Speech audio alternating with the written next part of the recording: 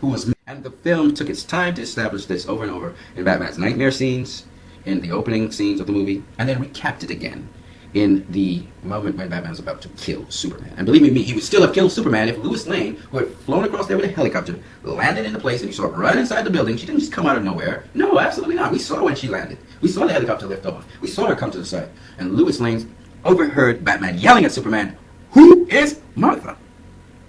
Why did you say that name? Martha, why did you say that name?" And she appears on the scene and she leaps on Superman and she says to Batman, it's his mother. That moment messes up Batman, and that's the moment he's deprogrammed from killing Superman. Okay? Just like the moment he had hate for Superman and snapped, this was the moment where he snapped yet again. And this time he was like, what am I doing? So, he was able to think it through, realize what was happening, and then take action. So Superman had a tremendous effect on Batman in inspiring him and bringing hope to him and bringing that goodness back into Batman to overcome the demented person that he was becoming. He was becoming like Lex Luthor. He was becoming that man that killed his mother, that killed his father. He was becoming that evil person. Batman was just all about brutality. He just wanted to see people die. He wanted to see people get hurt badly. He had become very warped and demented because he was trying to execute revenge. And so this movie shows that Superman's relationship with Batman is one in which he was able to heal Batman, give Batman that opportunity to redeem himself and free himself and get that hopefulness again, to really execute justice the way Batman generally does. Except I think he was a better Batman than the younger Batman. The younger Batman still wanted to instill fear in people. And yes, Batman at the end of the movie, you see him accost Lex Luthor. And again, like I said, Lex Luthor doesn't have a problem with Batman. So Lex Luthor's like, the bell is already being rung. And you see crazy Lex Luthor come out, full blown. This is what Lex Luthor really is. And he's raging and the snot's coming out of his mouth and he's talking about he's hungry and he's coming, And then he talks about ding, ding, ding, ding, ding, ding, ding, which is the mother boxes. He's talking about what is going to happen. Lex Luthor said something that really kind of seemed very aberrant. He said, the red capes are coming, the red capes are coming. And you're like, what the hell is he saying? Well, he's saying that the senator is saying these invaders are coming, and yet you are trying to form your hearings. Here we have these devils coming from the sky, these monsters, and you're only studying, let's have these hearings. See if the red capes will be on our side. Like alien invasion, This relationship, the relationships I've been talking about, Superman's relationships, Batman's relationships, are important, and Lex Luthor's relationships, because it tells us how human beings behave. And this is one of the beautiful things about this. You have seen Lex Luthor. You've seen Lex Luthor many times. Every time you hated someone without good cause because they've been greater or grander than you, and you've looked for ways to get rid of them, and you didn't care if you were destroyed or all that you built was destroyed in the process, you have been like this demented, demonic guy, Lex Luthor. Whenever you've been looking to inspire someone and you turn someone from a path of suicidal destruction, self-destruction, you have been a Superman. When you have been someone who sought revenge and you wanted to have a vendetta, a mandate, and you took it into your own hands, you have been a Batman who has been hurt one too many times and feels powerless. When you're always looking to get to the truth of the matter, to the extent to which your life is in jeopardy, you've been a Lois Lane. When you've hid from people, though you have great powers and great potential, because people have hurt you, you are Wonder Woman in hiding. When you are someone who's hoping for the best of another person, and you stand on the sidelines, but you always have something to say, to reason to the person, hopefully that they would hold on to it, you are an Alfred. See, if you're all about fairness and uprightness and seeing the truth come out, you're a Senator Finch. See, these characters are not just characters on a screen. These characters are aspects of each and every one of us. Zack Snyder took a moment to highlight these things. And some of us in denial because it comes too close to home. We're afraid to confront those things, so we like to pick out flaws in the film because it's just too close to reality for us. And that's the DC Universe. The DCEU is not going to be there to give you Kool-Aid when you should be drinking water. It's not going to give you cake when you should be eating food. Warner Brothers has a history of not cutting corners, taking risks, and showing you the ugly, the good, and the bad. When you guys go and watch Suicide Squad, understand something. You're not just going into that movie for laughs, to have a good old time, to crack some popcorn. No, this movie is going to terrorize you at certain points in time. This movie is going to make you reflect on certain things after you finish watching it.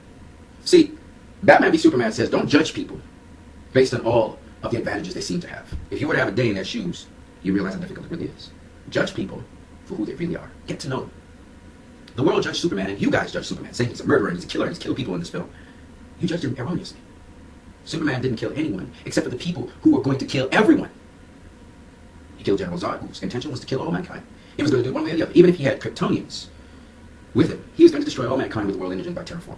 And when he was angry that none of the Kryptonian species remained, he purposely and vindictively was seeking to kill humans. He didn't care about human life. And then Doomsday, his name says it all, lives to kill all life, including Lex Luthor. He got a chance. These are the two hopeless people that Superman destroyed with hope. Think about that. Superman's killed no one else. Let's talk about the fact that the Suicide Squad, you hear the name, Suicide Squad, that's not cool, right? Anybody with a name like that, the question is the entire squad going to remain at the end of the movie? Are people going to die? And if people do die, and if the people that do die in this movie are some of the most beloved characters, what are you going to do? Superman died in this movie. And a lot of people said it was a crappy movie because Superman died. A lot of people didn't like that. Some other people, they're sadistic, and they wanted Superman to remain dead. So, in the movie, the dust rises.